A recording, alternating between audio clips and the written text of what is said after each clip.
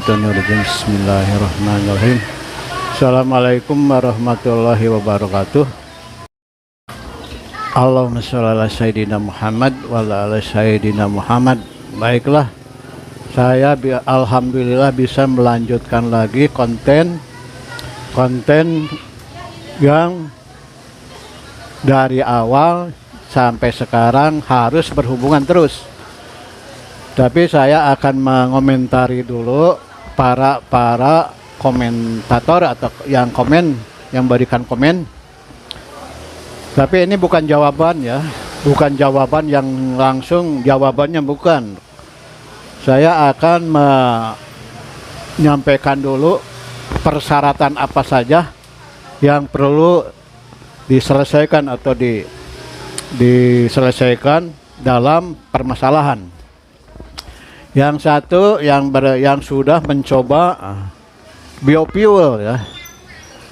Nah, syukur alhamdulillah kalau yang sudah mencoba untuk biofuel ya dalam kendaraannya. Katanya tidak ada respect atau tidak ada efek. Ya iyalah. Betul. Karena untuk yang tayangan saya biofuel itu hanya sebagai, kalau di makalah itu hanya pengantar aja, nggak bisa begitu aja, nggak bisa. Itu perlu menyelesaikan dulu ya satu kurikulum tentang perbaikan tentang engine standar ya, harus mampu melakukan perbaikan engine standar dari pabrik. Yang kedua, itu kurikulumnya ya.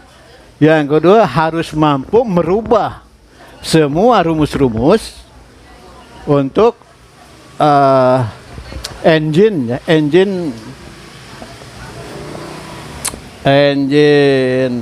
kecepatan tinggi atau yang saya di konten engine formula harus mampu merubah dari kondisi ya pabrik menjadi kondisi performance engine formula 2 ya, itu kurikulumnya. Yang ketiga, baru bisa melakukan fuel effect atau biofuel. Nah, biofuel pun belum ke situ, harus mampu ya merubah ilmu pengembangan cyclone engine ya. Yang kedua fuel effect, baru biofuel. Jadi tahapannya banyak sekali. Jadi saya nggak bisa menjawab to the point bagaimana caranya untuk melakukan penggunaan biofuel, nggak bisa ya. Wah, mungkin bertahun-tahun. Tapi kalau maunya ke situ ya, saya siap ya untuk dipanggil, saya siap. Tapi kalau untuk jawaban yang betul-betul yang menunjang terlalu banyak, hanya tadi harus melakukan beberapa tahap kurikulum ya. Ya, bukan saya tidak mau menjawab, itu yang di tayangan itu hanya sebagai trigger aja supaya bisa belajar. Itu hanya sebagai kalau dalam makalah hanya pengantar aja ya, nggak bisa ya, nggak akan bisa. Dan itu perlu pengalaman yang lebih jauh, tidak mudah. Oke, yang itu yang satu. Yang kedua, ada juga yang bertanya bagaimana caranya supaya performance engine itu dalam berbagai kondisi ya, dalam berbagai kondisi apapun itu, dalam kondisi seperti ya kuat dari pabrik, performanya diandalkan atau sesuai dengan daya dari pabrik engine tua khususnya ya. Ini pun sama ya, tapi saya akan kemukakan rumusnya dulu. Ini ada 4 rumus, di mana syaratnya satu, tekanan kompresi ya.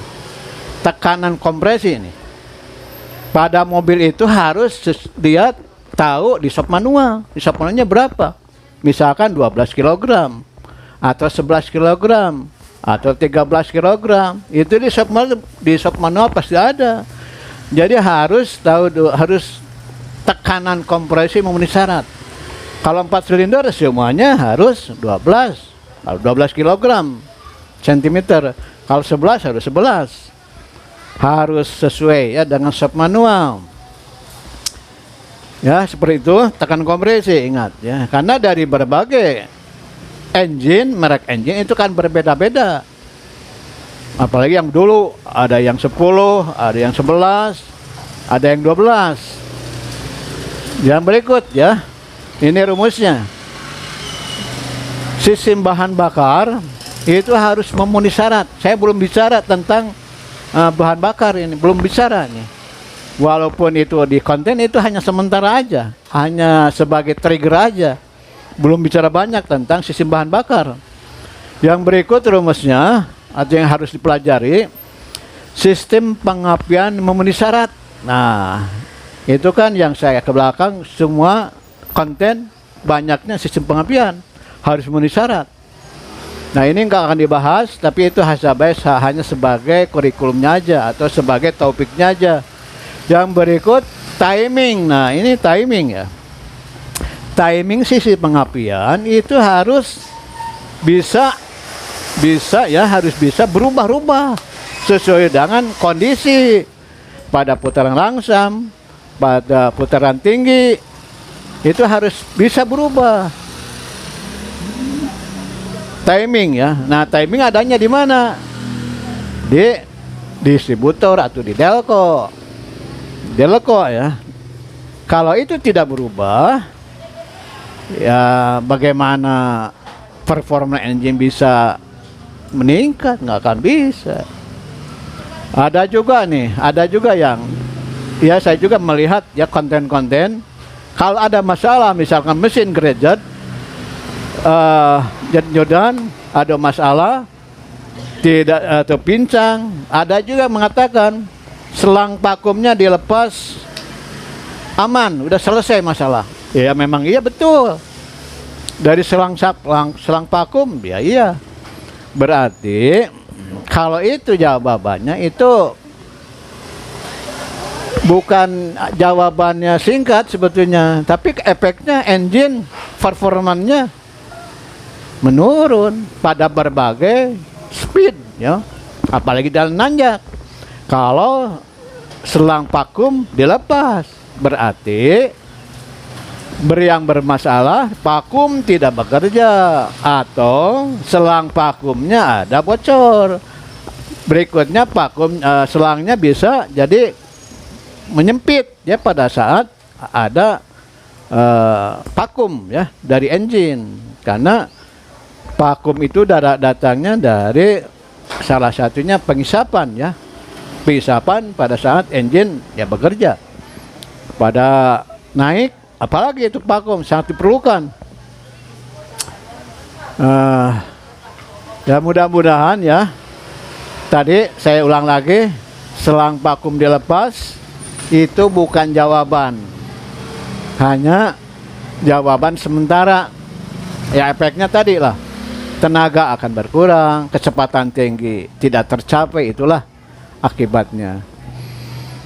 Saya kira mudah-mudahan ya puas, walaupun nggak puas, tapi memang kalau yang ingin belajar pasti tidak puas, tidak puas ya.